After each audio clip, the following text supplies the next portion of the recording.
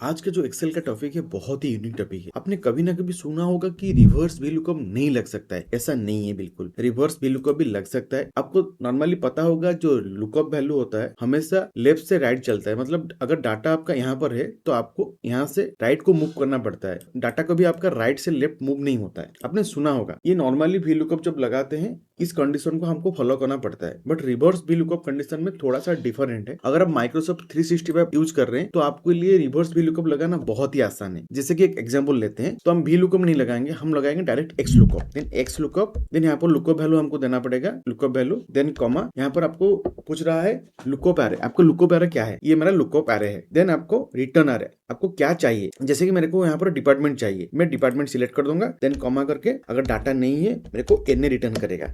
Then bracket close, enter. यहाँ पर सब डाटा है तो इसीलिए सब डाटा आ गया।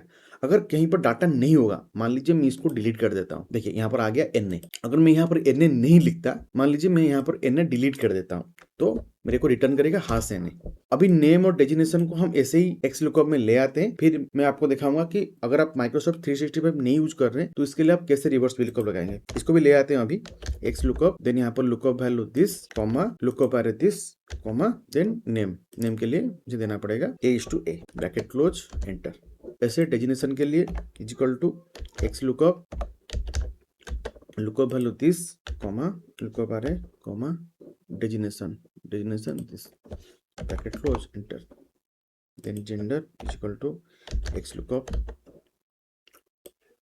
Comma, lookup array this, comma, return array, gender, bracket close, enter. आगे मतलब आपका आईडी लास्ट में है, सारा का सारा डाटा लेफ्ट में आपका है। XLOOKUP यूज करके सारा का सारा डाटा आ गया। अभी चलिए अभी हम नॉर्मली वे में कैसे करते हैं। इक्वल टू देंगे, VLOOKUP टाइप करेंगे, देन यहाँ पर लुकअप वैल्यू हम दे देंगे दिस, कॉमा। देन यहाँ पर जो आता है टेबुल अरे, हम टेबुल अरे डायरेक्टली यहाँ पर नहीं कर सकते हैं, क्योंकि टेबुल अरे आपको पता होगा हमेशा लेफ्ट से राइट तक मूव होता है। मतलब ऐसे ही मूव होता है, राइट से लेफ्ट तक VLOOKUP मूव नहीं होता है, क्योंकि वहां पर एरर आ जाएगा। इसके लिए डायरेक्टली हम जा नहीं सकते, इसलिए हम यूज करेंगे चूज फंक्शन। चूज फंक्शन में हम क्या करेंगे, यहाँ पर हमको इंडेक्स देना पड़ेगा। मतलब हमारा हिसाब से हम टेबल, एक वर्चुअल टेबल क्रिएट करेंगे। यहाँ पर कॉलिंग ब्रैकेट देंगे, इंडेक्स नंबर 1, इंडेक्स नंबर 2 लेना है।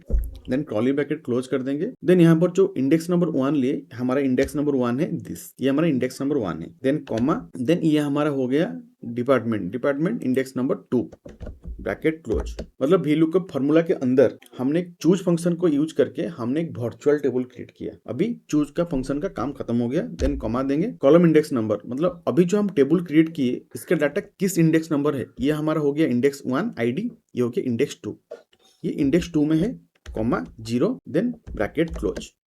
यहाँ पर आपको डायरेक्टली एंटर नहीं करना है, कंट्रोल शिफ्ट एंटर करना है। आ गया? कितना सिंपल है। ऐसे हम नेम कर देंगे। नेम के लिए हम क्या करेंगे, बस इसको कॉपी कर देंगे, यहाँ पर आकर उसको पेस्ट कर देते हैं। बस यहाँ पर क्या करेंगे, हमारा जो डिपार्टमेंट है, डिपार्टमेंट को हमने B/B लिए हैं। डिपार्टमेंट के लिए नेम के लिए ले लेते हैं A/A, बस यहीं पर चेंज कर देते हैं A/A। आ गया नेम। ऐसे डेजिनेशन को कैसे करेंगे, डेजिनेशन किस कॉलम पे है, D कॉलम पे, तो हम क्या करेंगे D/D, D/D ऐसे नीचे ड्रैग कर देंगे। देन जेंडर के लिए कॉमा, देन C/C। ओके हो गया। चलो ये था आपका रिवर्स VLOOKUP। डायरेक्टली हम तो VLOOKUP यूज नहीं कर पाए, तो इसके लिए हमने चूज फंक्शन को यूज किया। चूज फंक्शन में हमने वर्चुअल टेबल क्रिएट किया। वर्चुअल टेबल की मदद से हमने रिवर्स VLOOKUP किया। आया समझ में?